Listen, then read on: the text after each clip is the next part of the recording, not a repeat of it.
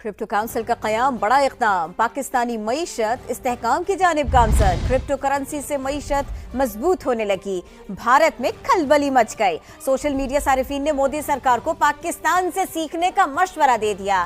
कहा पाकिस्तान डिजिटल इस्तेहकाम की जानिब बढ़ रहा है, भारतीय हुकूमत भी पाकिस्तान की पॉलिसी पर अमल दरामद करे, कशीदगी छोड़े, मुल्की मईशत की तरफ तवज्जो दे। अगर ऐसा ना किया तो पाकिस्तान भारत से आगे निकल जाएगा। भारतीय कॉलमिस्ट सी राजा मोहन ने भी भारत से कहा है वो पाक अमरीका क्रिप्टो करेंसी के बढ़ते ताउन की पॉलिसी को अपनाए, क्रिप्टो करेंसी में सरमायाकारी बढ़ाए। मौजूदा दौर इसी का है।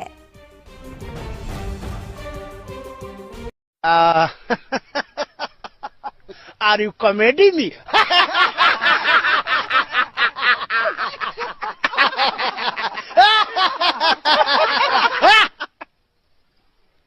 Are you comedy me?